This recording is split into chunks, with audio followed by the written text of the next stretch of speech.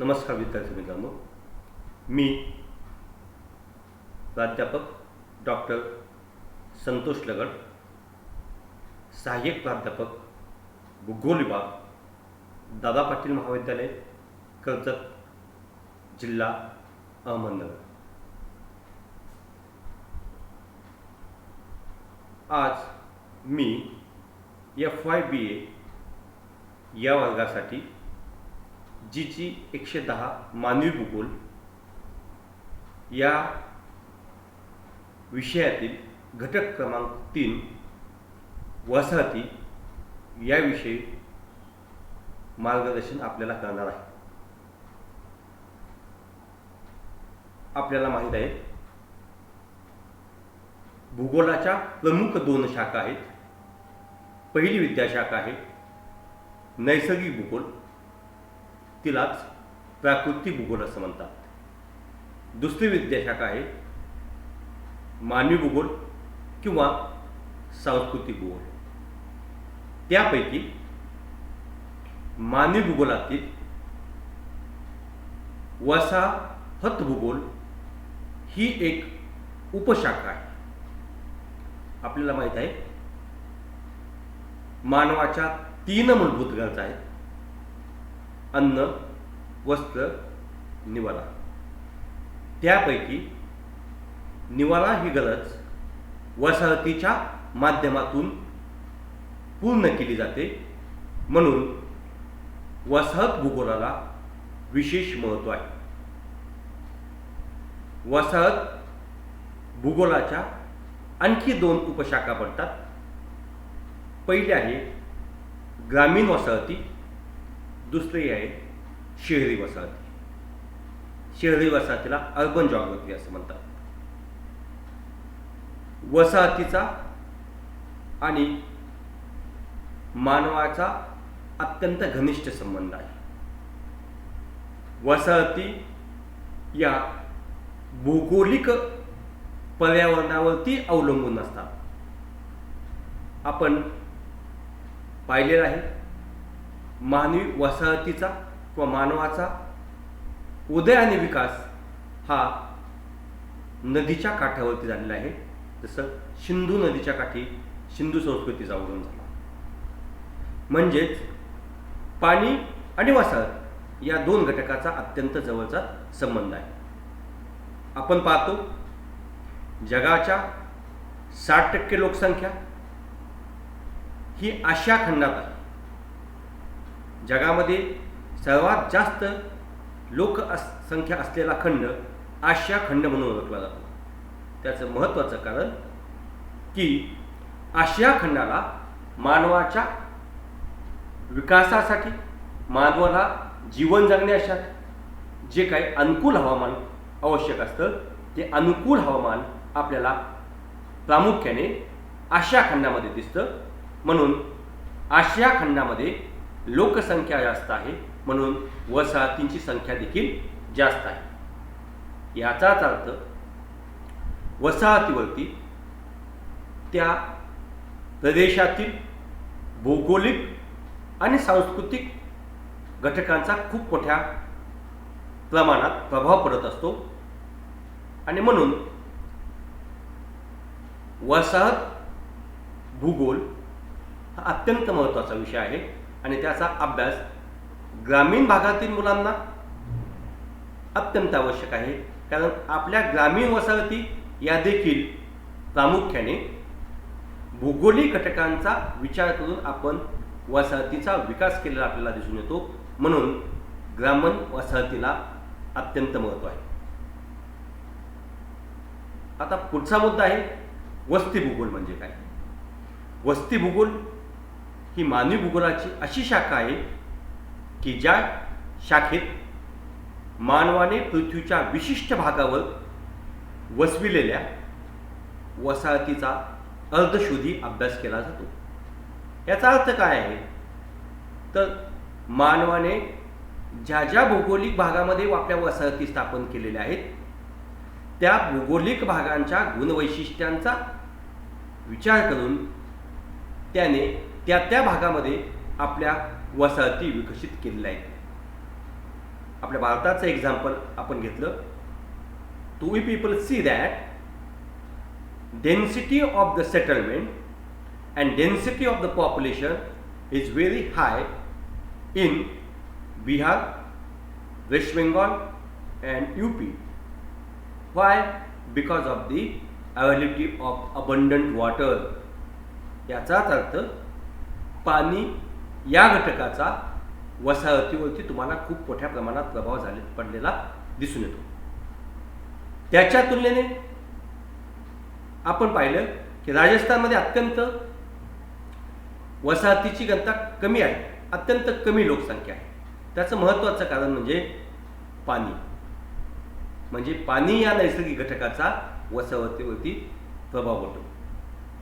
दुसरं एक्झाम्पल आपण पाहिलं की प्रामुख्याने ईशान्य भारतामध्ये लोकसंख्येची घनता कमी आहे. ईशान्य भारताची तुलना केली तर आपल्याला असं दिसून येतं ईशान्य भारताच्या तुलनेने दख्खनच्या पठारावरती आणि प्रामुख्याने हिमालयाच्या पायथ्याशी जे राज्य आहेत त्या राज्यांमध्ये लोकसंख्येची घनता जास्त असते. त्याचं महत्त्वाचं कारण त्या भौगोलिक भागाच्या हवामानाचा प्रामुख्याने लोकसंख्येवरती आणि वस्तीवरती तुम्हाला परिणाम झालेला दिसून येतो. एवढंच काय, वस्त्यांसाठी आपण कोणत्या प्रकारचा माल वापरतो, वसाहती निर्माण करण्यासाठी आपण कोणत्या प्रकारचं साहित्य वापरतो, याच्यावरती देखील त्या भौगोलिक भागातील घटकांचा खूप मोठ्या प्रमाणात प्रभाव पडतो. आणि म्हणून वस्ती भूगोलाचा शास्त्रीय, चिकित्सक आणि विश्लेषणात्मक अभ्यास करणं अत्यंत महत्त्वाचं आहे. म्हणून अलीकडच्या कालखंडामध्ये वस्ती भूगोलाला विशेष महत्त्व प्राप्त झालेलं आपल्याला दिसून येतं. मी तुम्हाला अगोदर सांगितलं वस्ती भूगोलाचे किंवा वसाहत भूगोलाचे 2 प्रकार पडतात. एक ग्रामीण वसाहती, दुसरी शहरी वसाहती. त्यापैकी आज आपण ग्रामीण वसाहतीचे प्रकार अभ्यासणार आहोत. आता ग्रामीण वसाहतीचे प्रकार कसे ओळखायचे, कसे पडतात? ग्रामीण वसाहतीचे प्रकार हे प्रामुख्याने घरांमधील अंतर या घटकाचा विचार करून ग्रामीण वसाहतीचे प्रकार पाडलेले आहेत. ग्रामीण वसाहतीचे प्रमुख 4 प्रकार पडतात. पहिला आहे विखुरित किंवा एकाकी ग्रामीण वसाहती. 2 केंद्रीय किंवा सधन ग्रामीण वसाहती. 3 संमिश्र किंवा संयुक्त ग्रामीण वसाहती. 4 विखंडित ग्रामीण वसाहती. त्यापैकी आज आपण पहिला जो प्रकार आहे विखुरित वस्त्या, त्याची व्याख्या भौगोलिक अडथळ्यामुळे किंवा शेतीच्या उद्देशाने ज्या वसाहतींमधील अंतर खूप जास्त असते त्या वसाहतीला एकाकी किंवा विखुरित वसाहती असं म्हणतात. तुम्ही या आकृतीमध्ये तुमच्या लक्षात येईल की प्रामुख्याने मानवाने अलीकडच्या कालखंडामध्ये आपल्या मूलभूत आणि अतिरिक्त गरजा ज्या ज्या भौगोलिक भागामध्ये पूर्ण होतील त्या त्या भौगोलिक प्रदेशामध्ये आपल्या वसाहती विकसित केलेल्या आहेत आणि त्यामुळे वसाहतींमधील अंतर वाढलेलं आहे. आज आपण आपल्या गावामध्ये पाहतो की आज गावं हे भूत बांगल्यासारखे झालेले आहेत. म्हणजे village is as a ghost house. म्हणजे गावामध्ये फक्त those people are the landless people, they are residing in the core of village and those people are landholder people, they are develop as well as establish their settlement in their own form. म्हणजे अलीकडच्या कालखंडामध्ये आपल्याला आपल्या वसाहतीमध्ये किंवा आपल्या शेतीमध्ये लोकांनी वसाहती स्थापन केलेल्या आहेत. का तर शेतीच्या दृष्टिकोनातून त्याचा फायदा होतो. याशिवाय जोडव्यवसाय विकसित करण्यासाठी फायदा होतो. आणि त्यामुळे आज आपल्याला एकाकी वसाहतीचं प्रमाण ग्रामीण भागामध्ये मोठ्या प्रमाणात असलेलं दिसून येतं. या एकाकी वसाहतीचे फायदे आहेत, तसेच तोटे आहेत. त्यापैकी फायद्यांचा अभ्यास आपण पाहू. कृषी क्षेत्रात मुख्यतः या वसाहती आढळतात. शेतकऱ्यांची घरे शेतातच असल्यामुळे शेतीत भरपूर वेळ देता येतो. शेती व्यवसायाबरोबरच शेतकरी अनेक जोड व्यवसाय करतात, जसं पक्षी पालन, मधुमक्षी पालन, कुक्कुटपालन, वऱ्हाळ पालन, लाकूडतोड यासारखे जोड व्यवसाय आपण जर आपली वसाहत आपल्या शेतीमध्ये असेल तर करू शकतो. शेतीकडे लक्ष देण्यासाठी खूप वेळ असतो, त्यामुळे उत्पादनामध्ये वाढ होतो. याशिवाय शेतीच्या पिकांना आवश्यक त्यावेळेस आपण जलसिंचन करू शकतो, पाणी देऊ शकतो, त्यामुळे शेतीच्या उत्पादनामध्ये वाढ होते. शेतीचं संरक्षण करू शकतो, शेतीमालाचं संरक्षण करू शकतो, त्यामुळे शेतीच्या उत्पादनामध्ये वाढ होते. आणि आपल्याकडे शेती सोडून दुसरे कोणतंही साधन करमणुकीसाठी किंवा इतर कोणत्या उद्योगासाठी उपलब्ध नसल्यामुळे आपण जास्तीत जास्त वेळ शेतीला देतो. त्यामुळे श्रमशक्तीचा पुरेपूर वापर त्या ठिकाणी केला जातो. वसाहतीमधील अंतर खूप जास्त असल्यामुळे आरोग्याच्या दृष्टिकोनातून या वसाहती अत्यंत फायदेशीर आहेत. याशिवाय या वसाहती गावापासून खूप जास्त अंतरावर असल्यामुळे कलह, भांडणे, राजकारण या गोष्टीपासून या वसाहती मुक्त असतात. या वसाहतीचे जसे फायदे आहेत, तसेच काही प्रमाणामध्ये आपल्याला तोटेही असलेले दिसून येतात. पहिला तोटा, एकाकी वसाहतीमध्ये संरक्षणाचा प्रश्न निर्माण होतो. गावापासून या वसाहती खूप लांब असतात, एकाकी असतात, त्यामुळे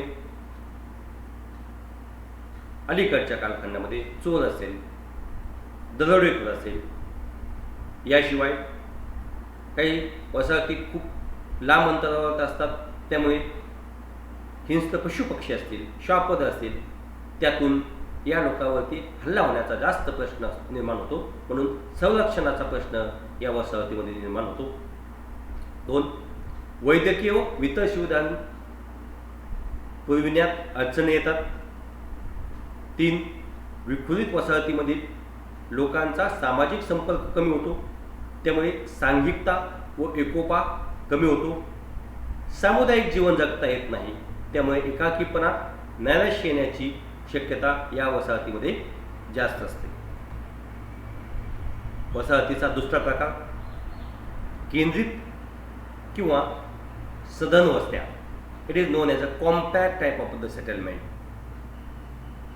विशिष्ट ठिकाणी भौगोलिक परिस्थिती अनुकूल असलेल्या व सर्व सुविधांनी युक्त अशा दाटीवाटीने किंवा जवळजवळ अंतरावरती उभारलेल्या घरांच्या समुदायाला किंवा वसाहतीला केंद्रित किंवा सधन वसाहती असे म्हणतात. wherever climate is very favorable, all facilities and amenities are available. Around these amenities and facilities, people are constructed their houses, and because of that, distance among the settlement is very less, and this area shows very compact type of the settlement. तुम्ही या आकृतीमध्ये तुम्हाला लक्षात येईल की घरामधील अंतर अत्यंत कमी आहे आणि म्हणून वसाहती दाटीवाटीने एकमेकांच्या जवळ वसलेल्या दिसून येतात. या वसाहतीचे फायदे, केंद्रित वसाहतीमध्ये दुकाने, बाजारपेठा, शाळा, वैद्यकीय सुविधा, धार्मिक स्थळे, करमणुकीच्या सुविधा, वाहतूक या मोठ्या प्रमाणात उपलब्ध असतात. संरक्षणाच्या दृष्टीने या वसाहती सुरक्षित असतात. केंद्रित वसाहतीमुळे सामाजिक सहकार्यात वाढ होते. एकमेकांच्या सहकार्यामुळे विकास होतो. या वसाहतीचे तोटे आहेत. केंद्रित वसाहतीमध्ये घरे अत्यंत जवळ असल्यामुळे वाहतूक, पाणी पुरवठा, मल निस्सारण इत्यादी सुविधांच्या पुरवठ्यात प्रशासनाला अडचणी येतात. आरोग्याचे प्रश्न निर्माण होतात. घरामधील अंतर अत्यंत कमी असल्यामुळे स्वच्छतेचा प्रश्न निर्माण होतो.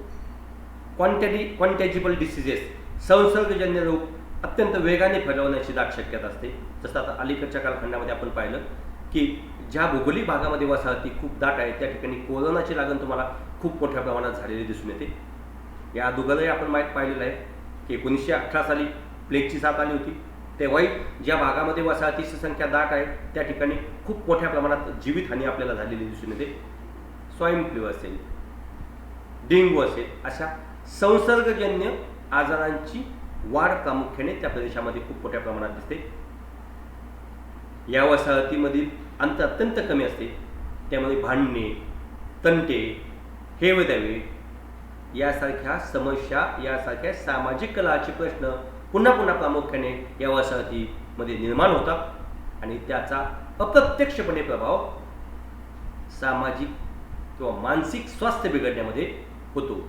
हे प्रामुख्याने 3 केंद्रित किंवा सधन वसाहतीचे तोटे आपल्याला दिसून येतात. त्यानंतर पुढील प्रकार आहे संयुक्त ग्रामीण वसाहती. एक मुख्य गावाची वसाहत व त्या गावाभोवती घरांचे लहान लहान समूह अशी वैशिष्ट्यपूर्ण रचना असलेल्या वसाहतींना संमिश्र वसाहती अशी म्हणतात. संमिश्र वसाहती हा चारही वसाहतीच्या तुलनेने अत्यंत चांगला वसाहतीचा प्रकार आहे. जे केंद्रित वसाहतीमध्ये तोटे दिसून येतात, जे एकाकी वसाहतीमध्ये तोटे दिसून येतात, त्यातील कमीत कमी तोटे तुम्हाला संयुक्त किंवा संमिश्र वसाहतीमध्ये दिसून येतात. म्हणून ग्रामीण वसाहतीमध्ये संयुक्त ग्रामीण वसाहत हा वसाहतीचा सर्वात चांगला प्रकार आहे. या आकृतीमध्ये आपल्याला दिसून येतं की गावामध्ये अत्यंत कमी त्या ठिकाणी वसाहती आहेत आणि थोड्या थोड्या अंतरावरती तुम्हाला त्या ठिकाणी लोकांनी वसाहती स्थापन केल्या आहेत. याच्यामध्ये वसाहतीमधील अंतरही खूप जास्त नाही आणि खूप जवळही नाही. त्याचे प्रत्यक्ष आणि अप्रत्यक्ष फायदे त्या गावातील लोकांना आणि गावाच्या सभोवताली ज्या लोकांनी आपल्या वसाहती स्थापन केलेल्या आहेत त्या सर्वांना होतात. म्हणून संमिश्र किंवा संयुक्त ग्रामीण वसाहतीचा प्रकार हा इतर कोणत्याही वसाहतीच्या प्रकारापेक्षा चांगला आहे आणि तो प्रकार प्रामुख्याने आपल्याला आपल्या कर्जत तालुक्यामध्ये दिसून येतो. त्याचं महत्त्वाचं कारण म्हणजे आपल्याकडे प्रामुख्याने गावामध्ये पाण्याची उपलब्धता आहे. त्यामुळे लँडलेस जे लोक भूमिहीन आहेत ते लोक प्रामुख्याने गावामध्ये राहतात आणि ज्या लोकांना थोड्याफार प्रमाणामध्ये क्षेत्र आहे, ज्या लोकांना पाण्याची सुविधा आहे, त्यांनी आपल्या वसाहती farmstead type of the settlement म्हणजे आपल्या शेतीमध्ये वसविलेल्या आहेत आणि त्यामुळे हा प्रकार अत्यंत महत्त्वाचा आहे आपल्या दृष्टिकोनातून.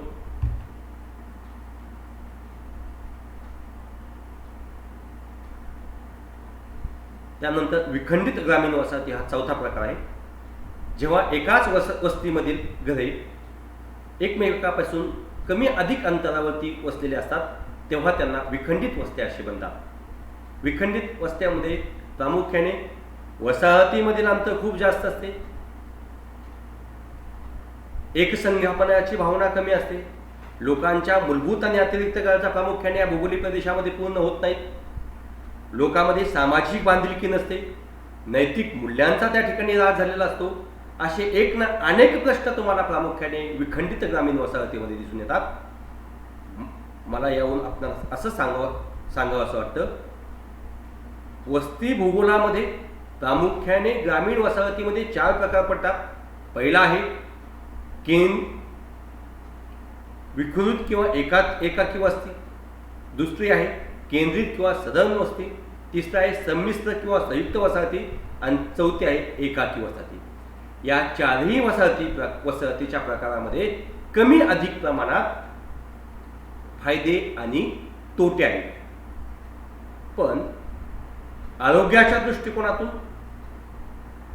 सामाजिक बांधिलकीच्या दृष्टिकोनातून आणि इतरच माणसाच्या सर्वांगीण विकासाच्या दृष्टिकोनातून तुम्ही जर विचार केला तर आपल्याकडं संयुक्त किंवा संमिश्र वसाहत हा अत्यंत चांगला पर्याय आपल्यासमोर उपलब्ध असलेला दिसून येतो.